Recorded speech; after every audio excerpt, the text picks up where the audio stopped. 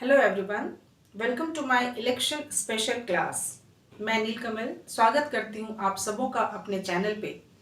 और इलेक्शन के अवेयरनेस के बारे में हम लोग बातें कर रहे हैं पिछले कई दिनों से।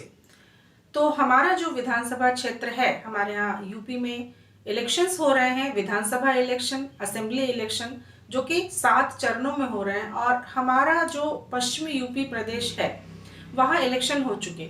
और मैंने ये अवेयरनेस वीडियो तब से बनानी शुरू करी जब हमारे यहाँ इलेक्शन कैंपेन हो रहे थे। और आज का हमारा टॉपिक भी यही है। मैं भी आज इसी टॉपिक को लेके आगे बढ़ूंगी। जैसा कि मैंने पहले भी कहा है, अपनी हर वीडियो में मैं लगातार कह रही हूँ कि ये सिर्फ क्लास 9th के बच्चों के लिए नहीं है। ऑल्दो हमने उनकी बुक का इलेक्टोरल पॉलिटिक्स चैप्टर उठाया है समझने के लिए, ताकि उनकी पढ़ाई भी होती रहे, पर साथ ही साथ ये एक अवेयरनेस वीडियो भी है ताकि इलेक्शन से जुड़ी हुई हर छोटी मोटी जानकारी आम जन तक पहुंच सके। तो इसमें कई सारे टॉपिक्स को हमने उठाया और डिस्कस किया। और आज हम जिस कॉन्सेप्ट को क्लियर करने जा रहे हैं वो है इलेक्शन कैंपेन। अब ये इलेक्शन कैंपेन क्या है?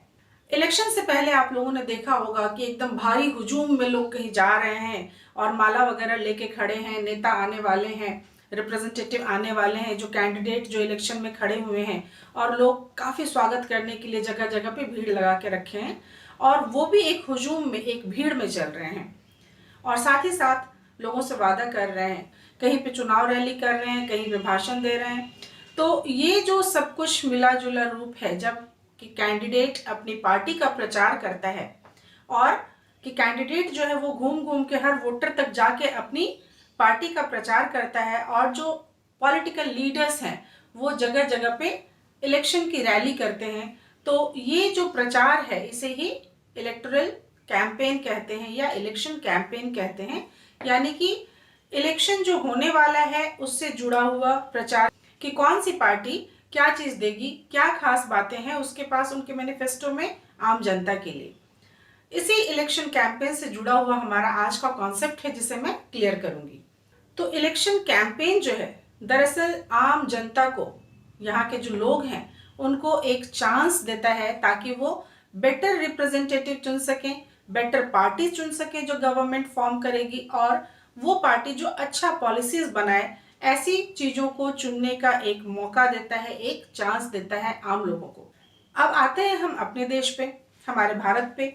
तो हमारे भारत में जब कभी भी इलेक्शन होता है, चाहे वो लोकसभा इलेक्शन हो या विधानसभा इलेक्शन हो, यानी राज्यों में इलेक्शन हो, तो हमेशा ही एक निश्चित अवधि रहती है प्रचार प्रसार की। ऐसा नहीं है कि कंटिन्यूअसली बहुत दिनों तक प्रचार प्रसार करेंगे। तो हमारे यहाँ वो जो अवधि है वो 2 वीक्स की है।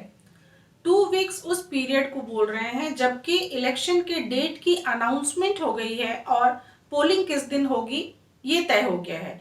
तो डेट ऑफ अनाउंसमेंट से लेके पोलिंग डे की जो ड्यूरेशन है उस 2 वीक की अवधि में प्रचार प्रसार करना तय किया गया है। उस 2 वीक की अवधि में प्रचार प्रसार करते हैं पार्टी और कैंडिडेट्स और लीडर्स, ये सारे जनसभाएं करते हैं। और यही वो समय होता है कि आप जब कभी भी टीवी ऑन करेंगे तो आपको सिर्फ और सिर्फ सारे न्यूज चैनल्स आपको रहेंगे, किस चीज की रिपोर्ट देते रहेंगे? ये सारे रिपोर्ट्स रहेंगे रिलेटेड इलेक्शंस से। ठीक है, आपको उस पर नहीं सुनने का मन है, ठीक है, टीवी को छोड़िए, आपने रेडियो ऑन किया, वहां भी आपको इलेक्शंस न्यूज मिलेंगे। आप सोशल मीडिया पे जाइए, वहां भी आपको इलेक्शंस न्यूज मिलेंगे। तो ये वो दौर होता है जबकि बिल्कुल बाहर आ जाती है, ऐसा लगता है कि इलेक्शन कितनी बड़ी चीज है, और actually it is. In democracy election is very very important. Her democracy में, हमारे यहाँ खास करके प्रजातंत्र को बहुत बड़ा पर्व माना गया है, बहुत बड़ा उत्सव माना गया है। तो इसमें क्या होता है कि जैसा कि मैंने पहले की क्लास में भी बताया है कि it is similar like an examination. तो एग्जामिनेशन से कैसे हम इसे जोड़ें? तो मैंने कहा कि एग्जामिनेशन की तरह है, तो तुलना कैसे करें? तुलना इस तरह से कीजिए कि जैसे जिस डेट को हमारी डेट शीट निकलती है तो ये हमें पता चलता है कि हमारा एग्जाम किस दिन है। ठीक उसी तरह अनाउंसमेंट होती है, इलेक्शन जब होता है तो अनाउंसमेंट होती है, और उसके बाद बीच का समय जो होता है उसमें लोग तैयारी करते हैं। जैसे बच्चे एग्जाम की तैयारी करते हैं, पढ़ाई करते हैं, ठीक उसी तरह से ये जो लीडर्स हैं, ये जो पॉलिटिकल लीडर हैं, रिप्रेजेंटेटिव्स हैं, कैंडिडेट्स हैं, ये सभी लोग इलेक्शन कैंपेन करते हैं। और जैसे जिस डेट को बच्चे एग्जाम देते हैं, ठीक उसी तरह से इनके एग्जाम का टाइम होता है पोलिंग डे, जिस दिन लोग वोटिंग करते हैं। तो इस तरीके से आप देखेंगे तो आपको ज़्यादा बेहतर तरीके से समझ में आएगा कि कैसे इलेक्शन कैंपेन जो है वो बीच के टाइम में किया जाता है, डेट ऑफ अनाउंसमेंट और उसके बाद पोलिंग डे के बीच के समय में ये किया जाता है। तो इसमें क्या होता है, खास बात ये होती है कि इलेक्शन कैंपेन के दौरान जो जनमानस है, जो आम जनता है, उनका ध्यान ड्रॉ किया जाता है, उनका अटेंशन ड्रॉ किया जाता है बड़े बड़े मुद्दों पे, जो बड़ी बड़ी समस्याएं हैं उनकी तरफ ध्यान आकर्षित किया जाता है। और इस क्रम में बहुत सारे स्लोगन्स लगाए जाते हैं, जो स्लोगन बहुत इंपॉर्टेंट होते हैं और वो ऐसे स्लोगन होते हैं बिल्कुल कैची वर्ड्स की तरह कि आपको तुरंत से समझ में आएगा कि अच्छा किस मुद्दे पे ये पार्टी सोच रही है और किस मुद्दे पे ये दरअसल काम करने वाली है। तो इसी तरह का यदि हम देखें 1971 में जब लोकसभा इलेक्शन हुआ था तो इंदिरा गांधी थी उस समय में और कांग्रेस पार्टी ने ये स्लोगन दिया था, गरीबी हटाओ, रिमूव पॉवर्टी। तो ये एक स्लोगन दिया गया था। और उसके बाद 1977 में, बीच का कुछ मिस हो रहा है क्या, 71 के बाद 72, 73, 74, 75, 76, बीच का कुछ मिस हो रहा है क्या? बिल्कुल सही समझा आपने। 71 के इलेक्शन के बाद बीच का कुछ मिस हो रहा है, वो ये कि इलेक्शन 77 में हुए। क्यों? इलेक्शन तो 5 साल बाद होते हैं। इलेक्शन 77 में इसलिए हुए क्योंकि बीच के समय में आपातकाल लगा था, इमरजेंसी लगी थी। बात हम नारों की कर रहे हैं और मैं आपातकाल क्यों बता रही हूँ, इसलिए बता रही हूँ क्योंकि ये जो नारे थे ना, इन्हीं से आपको समझ में आएगा कि अगली पार्टी काम क्या करेगी। तो जैसे कांग्रेस का नारा 71 के लोकसभा इलेक्शन में था कि गरीबी हटाओ, वैसे ही 1977 का जब लोकसभा इलेक्शन हुआ तो जनता दल का, जिसके लीडर उस समय जेपी नारायण थे, जयप्रकाश नारायण, उनका ये नारा था सेव डेमोक्रेसी। क्योंकि आपातकाल के दौरान क्या हुआ था कि इलेक्शंस भी जो है वो सस्पेंड कर दिए गए थे और जो सिविल लिबर्टीज है वो भी सस्पेंड कर दिया गया था। तो 75 से 77 तक की जो अवधि थी उसमें इंदिरा गांधी के द्वारा भारत में इमरजेंसी लगाई गई थी, आपातकाल लगाया गया था। तो इलेक्शन सस्पेंड हो गए थे, इसीलिए जो नेक्स्ट इलेक्शन था 77 में, उसमें जयप्रकाश नारायण ने ये नारा दिया, उसमें जनता दल का ये स्लोगन था कि सेव डेमोक्रेसी, यानी हम लोकतंत्र को बचाएंगे, ये नारा उन्होंने दिया। और साथ ही साथ ये भी कहा कि जो सिविल लिबर्टीज जो है जो खत्म हो गई है, सस्पेंड कर दी गई है, उसको भी वो रिस्टोर करेंगे।